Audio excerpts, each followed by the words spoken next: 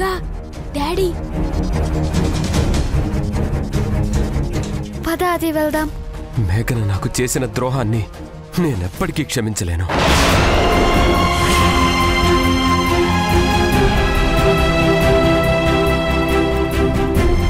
తను ఎంత ద్రోహం చేసిందో తెలుసా? తనని ఎంత ప్రేమించానో నాకంత అన్యాయం చేసింది.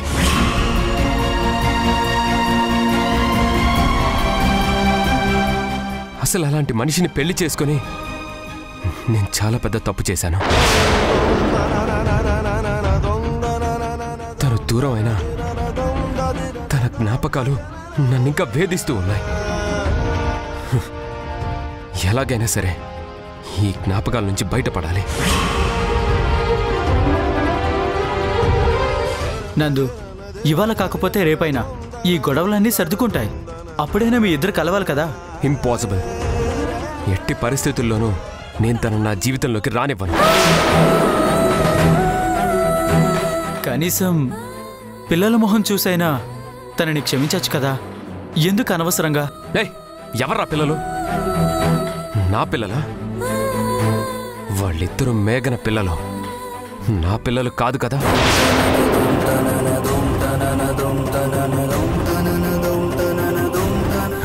శివ, నేను ఇక్కడ ఉండలేను. నేను ఇంటికి వెళ్తున్నాను. ఆరోహితో చెప్పు.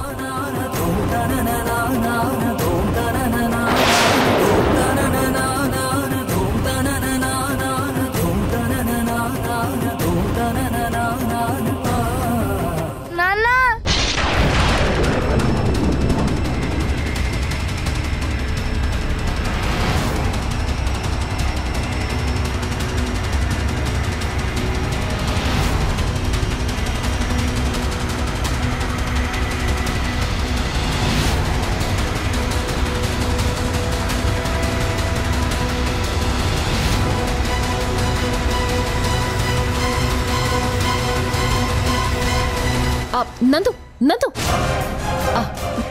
ఎక్కడికి వెళ్తున్నావు? ఇక్కడ నన్నెవరో పిలిచినట్టు అనిపించింది. బహుశా పిల్లలేమన్నా. పిల్లలా?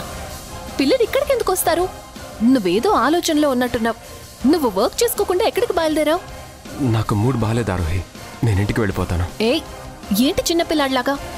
ముందు నువ్వు ఇలా రా. ఆరోహి రా. అరే ఆరోహి, చెప్పేది.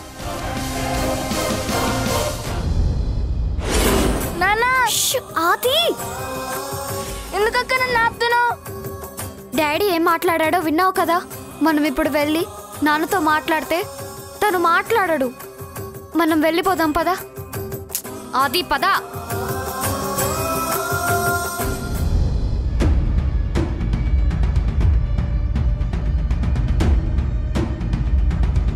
అమ్మయ్యా.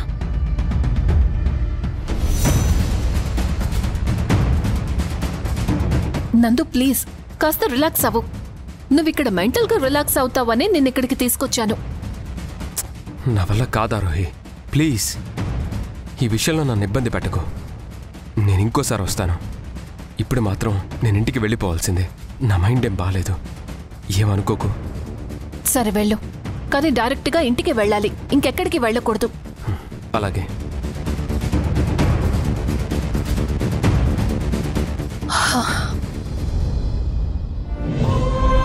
పంతులు గారు. అమ్మా, మీరు సులోచన గారి కోడలు కదా? అవునండి. అవును, మీకు ఒంట్లో బాగోలేదని, కళ్ళు కూడా తెరవట్లేదని మీ పిల్లలు చెప్పారు. పిల్లలు? నా పిల్లలు ఇక్కడికి వచ్చారా? వాళ్ళ కోసమే వెతుక్కుంటూ వచ్చానండి. పిల్లలు వచ్చారమ్మా. మీకు ఒంట్లో బాగోలేదని, మీకు నయం కావడం కోసం ముడుపు కడతానని చెప్పి ముడుపు కూడా కట్టారు. మీకు స్పృహ రావాలని ఇంత ఎండలో కూడా గుడి చుట్టూ ప్రదక్షిణలు చేశారమ్మా. అంత ఎండలో ఎంతో అకుంఠిత దీక్షతో అమ్మవారిని ప్రార్థించారో తెలుసా అమ్మా? ఎండకు కాళ్ళు కాలి కాళ్ళు బొబ్బలెక్కుతున్నా గాని పట్టించుకోకుండా అలాగే ప్రదక్షిణ చేశారు. వాళ్ళు నమ్మిందొక్కటే, అమ్మవారిని నమ్ముకుంటే మా అమ్మకి బాగవుతుంది, మా అమ్మ కళ్ళు తెరుస్తుంది అని ఒకే ఒక్క సంకల్పంతో అంత కష్టాన్ని కూడా ఓర్చుకుని చెట్టుకు ముడుపు కట్టి పూజ చేశారమ్మా. నిజమే పంతులు గారు, నిజంగా ఆ పూజ ఫలంతోటే నేను ఈరోజు కళ్ళు తెరవగలిగాను. లేచి చూస్తే పిల్లలు లేరు. పిల్లల గురించి చుట్టుపక్కల అడిగితే ఎవరో గుడికి వెళ్ళుంటారేమో అని చెప్పారు. వాళ్ళని వెతుక్కుంటూ ఇక్కడికి వచ్చాను. పిల్లలు లేరండి. ఇందాకనే ఇంటికని వెళ్ళిపోయారమ్మా. ఇంటికా? నేను ఇంటి నుంచే వస్తున్నానండి. దారిలో వెతుక్కుంటూ వచ్చాను. పిల్లలు నాకెక్కడా ఎదురు కాలేదు. బహుశా మీ కంట పడలేదేమోనమ్మా, కానీ పిల్లల్ని నేనే దగ్గరుండి ఇంటికి పంపించాను. ఇందాకనే వెళ్ళారు వాళ్ళు. ఓ సరే పంతులు గారు, వెళ్ళొస్తానండి. అమ్మా ఒక్క నిమిషం. మీ ఇంట్లో జరిగిన విషయాలన్నీ నాకు తెలిసాయమ్మా.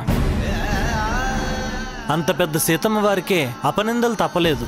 కానీ ఎప్పటికైనా నిజమే గెలుస్తుందమ్మా. మీరేంటో, మీరెలాంటివారో నాకు తెలుసు. అలాగే ఆ నందుబాబు కూడా ఎలాంటి మనిషో నాకు బాగా తెలుసు. మీరిద్దరూ మంచివాళ్ళేనమ్మా. కానీ చెడ్డకాలం అనేది ఒకటి ఉంటుంది కదా. ఆ కాలం ఉన్నప్పుడు ఎంత గొప్పవాళ్ళకైనా కానీ కష్టాలు రాక తప్పదు. చెడు కాలం నడుస్తున్నప్పుడు సీతారాములు లాంటి వాళ్ళకే ఎడబాటు తప్పలేదమ్మా. కానీ ఒక్కటి మాత్రం చెప్పగలను, ఆ ఇంటికి మీరు దీపం లాంటివారు. మీరు లేని ఆ ఇంట్లో వెలుగు లేదు. ఎప్పటికైనా మీరు ఆ ఇంటికి చేరితేనే వాళ్ళ జీవితాల్లోనూ ఆ ఇంటికి ఒక వెలుగు వస్తుందమ్మా. కష్టాలు కలకాలం ఉండవు తల్లి. ఆ భగవంతుడు నీకు ఖచ్చితంగా మేలు చేస్తాడు. నేను వెళ్ళొస్తాను పంతులు గారు. మంచిదమ్మా, జాగ్రత్త తల్లి. అలాగే పంతులు గారు.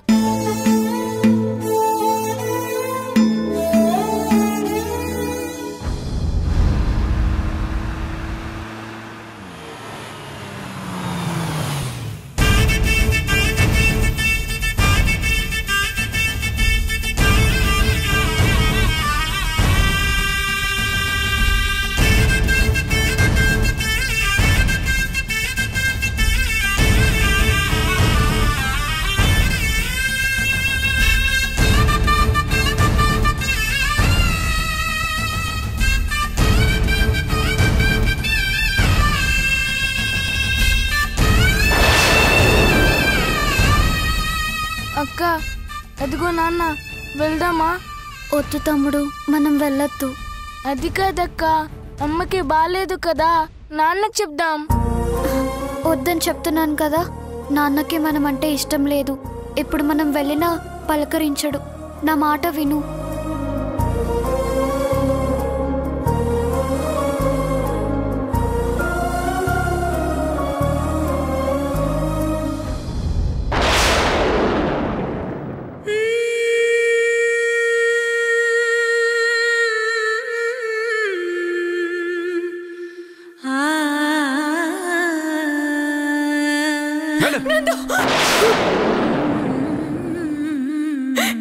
నందు, వెళ్ళండి. పో, ఇక్కడి నుంచి వెళ్ళిపో. ఈ ఇంటి నుంచి, నా జీవితం నుంచి శాశ్వతంగా వెళ్ళిపో.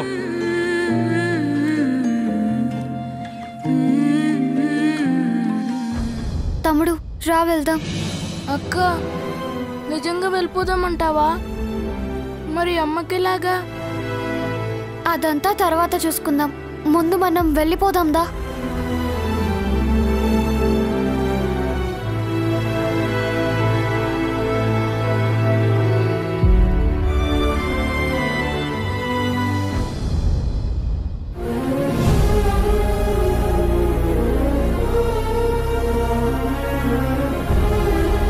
ఇప్పుడు వాళ్ళు నా పిల్లలు కాదు, మేఘన పిల్లలు. ఇప్పుడు నేను వెళ్ళి పలకరించినా వాళ్ళు నాతో పలుకుతారన్న గ్యారంటీ లేదు. పిల్లల దృష్టిలో ఇప్పుడు నేను ఒక దుర్మార్గుణ్ణి. వాళ్ళ అమ్మని పిల్లల్ని ఇంట్లో నుంచి బయటికి గెంటేసిన రాక్షసుణ్ణి. ఆ వయసుకి ఇంకంతకంటే మించి ఎక్కువ ఆలోచించలేరు.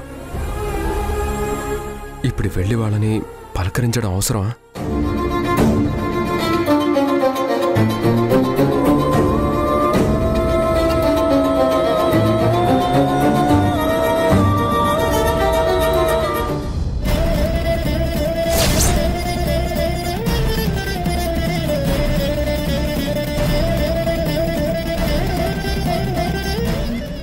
మేఘన ఇలా అయిపోయావు?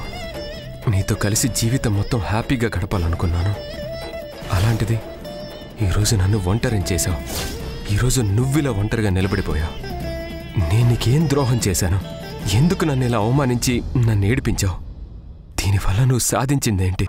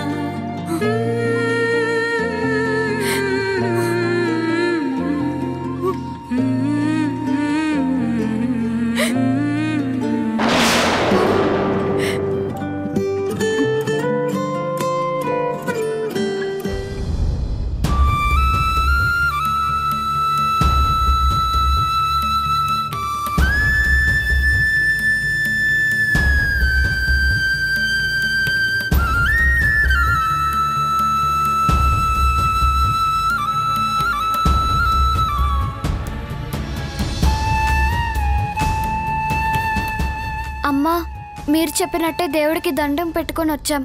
మా అమ్మకి మంచి జరుగుతుంది కదా? అవునమ్మా, తప్పకుండా మంచి జరుగుతుందమ్మా. మేం కూడా మీతో పాటు రావచ్చా? తప్పకుండా రావచ్చమ్మా. దేవుడి సేవకి ఎవరైనా అర్హులే. కాకపోతే మీరిలా రావడం బావుండదేమో. మీ అమ్మకు తెలిస్తే బాధపడుతుంది. ఏం కాదు, మా అమ్మకి బాగవ్వాలని మేం కూడా మీతో పాటు భజన చేసుకుంటూ వస్తాం. సరే రండమ్మా, రండి.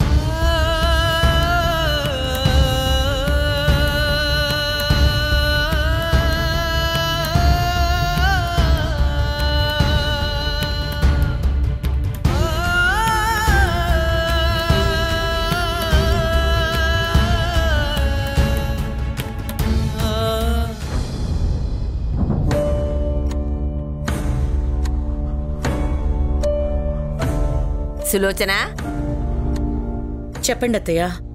అదేనే, నందు గురించి ఏం ఆలోచించావు? అదే, వాడి రెండో పెళ్లి గురించి ఏమైనా మాట్లాడావా? వాడిని అలా వదిలేస్తే ఎలా?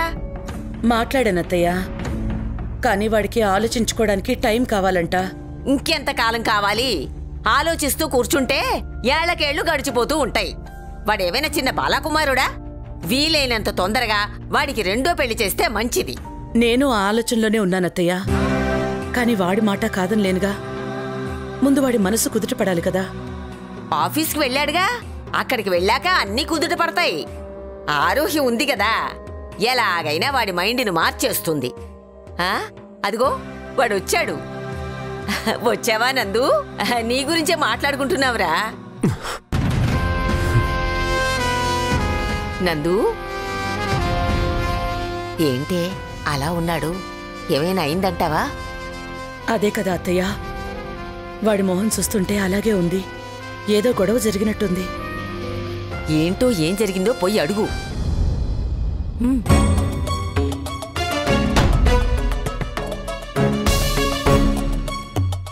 నందు, ఏమైందిరా? ఎందుకలా ఉన్నావు? ఆఫీస్లో అంతా ఓకేనా? అదే, చాలా రోజుల తర్వాత ఆఫీస్కి వెళ్ళావు కదా, ఎలా అనిపించింది? ఏంటే సులోచన, నువ్వు పాపం వాడేదో బయటికి వెళ్ళి అలసిపోయి ఇంటికొచ్చాడు. వచ్చి రాగానే అలా ఆరాలు తీస్తావేంటి? వెళ్ళు వెళ్ళు, కాఫీ తీసుకురా. చెప్తున్నాను కదా, వెళ్ళు వెళ్ళు, కాఫీ తీసుకురా ముందు. సరే నాన్నా, కాఫీ ఇవ్వనా, టీ ఇవ్వనా? సర్లే, నీకు కాఫీ అంటే ఇష్టం కదా, తీసుకొస్తాను. అమ్మా, ఏమైంది నందు? ఈరోజు తను కనిపించింది. తనంటే ఎవరు? తనంటే ఇంకెవరుంటారు బామ్మ? మేఘన పిల్లలు. అంటే అంటే వాళ్ళు ఇంకా ఇక్కడే ఉన్నారన్నమాట. ఇంతకీ వాళ్ళని ఎక్కడ చూసావు నువ్వు? ఇక్కడే చూశాను. చూస్తుంటే ఒక పక్క కోపంగా ఉన్నా మరో పక్క బాధేసింది. వాళ్ళ పరిస్థితి బాగున్నట్టు లేదు బామ్మ. అదన్నమాట విషయం. అంటే మళ్ళీ వాళ్ళు మన కళ్ళ ముందే కనిపించేలాగా ఇక్కడిక్కడే తిరుగుతున్నారన్నమాట. ఇంట్లోంచి వెళ్ళిపోయిన తర్వాత ఇంకా అమ్మాయి వాళ్ళ మామగారింటికి వెళ్ళాలి గాని తను ఇక్కడే ఉండాల్సిన అవసరం ఏంటి? అంటే ఏదో ఒక టైంలో వీడు బయటికి వస్తాడు, ఎక్కడో చోట మళ్ళీ కనిపిస్తాడు, మళ్ళీ వీడి మనసు మారిపోతుంది, మళ్ళీ వచ్చి ఇంట్లో చేరాలి. ఇది వాళ్ళ ఆలోచన. ఒకే ఊర్లో ఉన్నప్పుడు కనిపించకుండా ఎలా ఉంటారత్తయ్యా? అయినా వాళ్ళు కనిపించారని నువ్విలా డిస్టర్బ్ అయిపోతే ఎలా నందు? అమ్మా, వాళ్ళు కనిపించారని నేను డిస్టర్బ్ అవ్వలేదమ్మా. వాళ్ళు కనిపించినా కనిపించకపోయినా వాళ్ళ ఆలోచనలు అయితే ఇంకా నా మనసులో అలాగే ఉన్నాయి.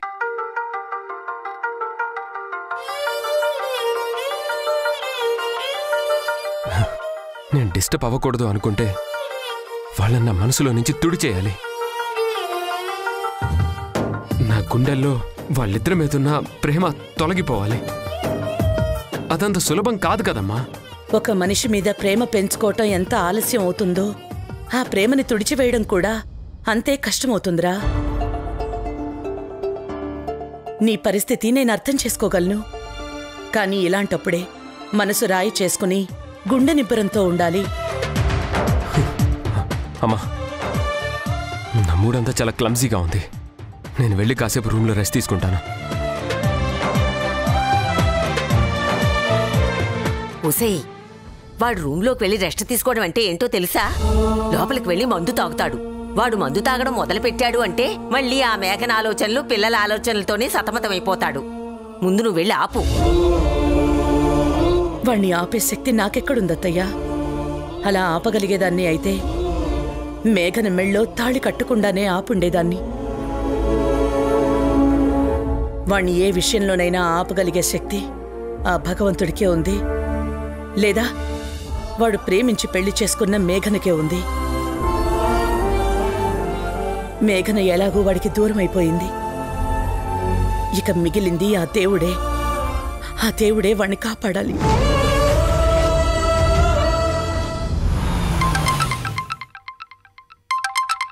హలో నవ్య, మేఘనా, ఏమైపోయావు?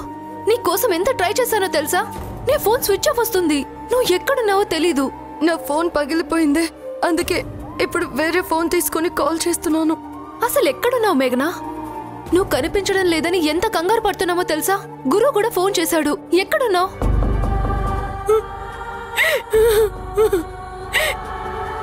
మేఘనా ప్లీజ్, ఎందుకు ఏడుస్తున్నావు? అసలు నువ్వు ఎక్కడున్నావో చెప్పు. నేను ఎక్కడున్నానో కూడా అర్థం కావడం లేదు నవ్య. సరే, ఒక పని చెయ్యి, వెంటనే లైవ్ లొకేషన్ షేర్ చెయ్యి. నేను ఎక్కడికి వస్తాను. అలాగే.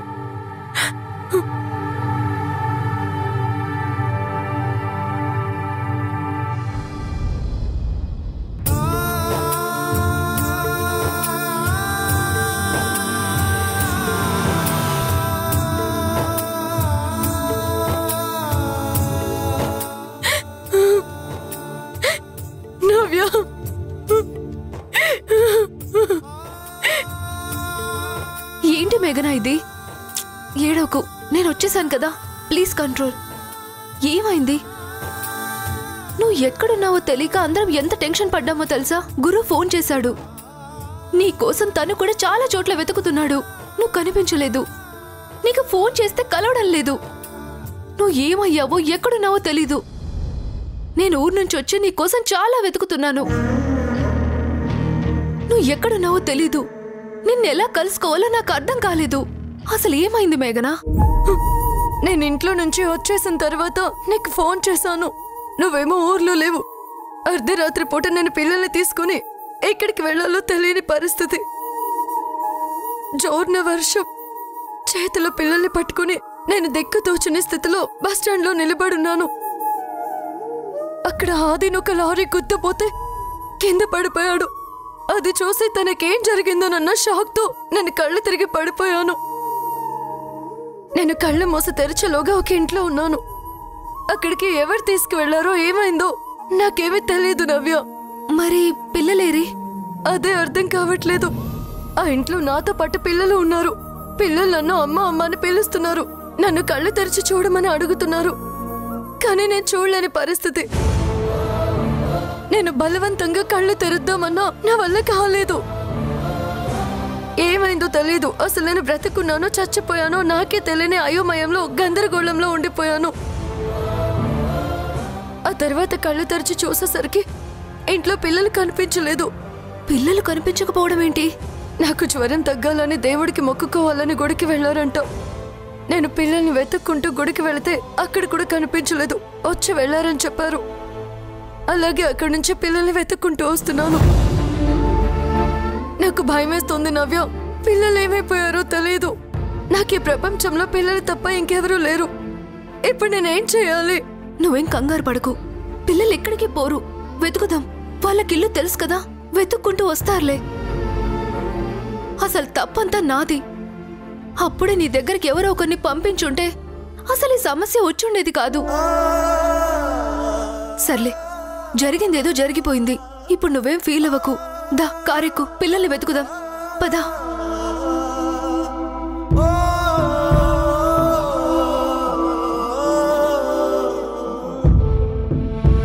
ఏంటి బామ్మగారు, మీరు చెప్తున్నది నిజమా?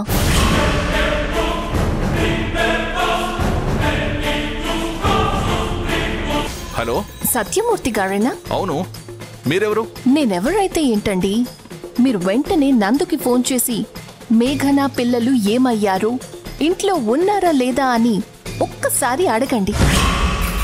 లక్ష్మీ బాంబుకి నిప్పు పెట్టి వదిలేశాను. ఇంకాసేపట్లో పేలబోతోంది చూడు. నందు,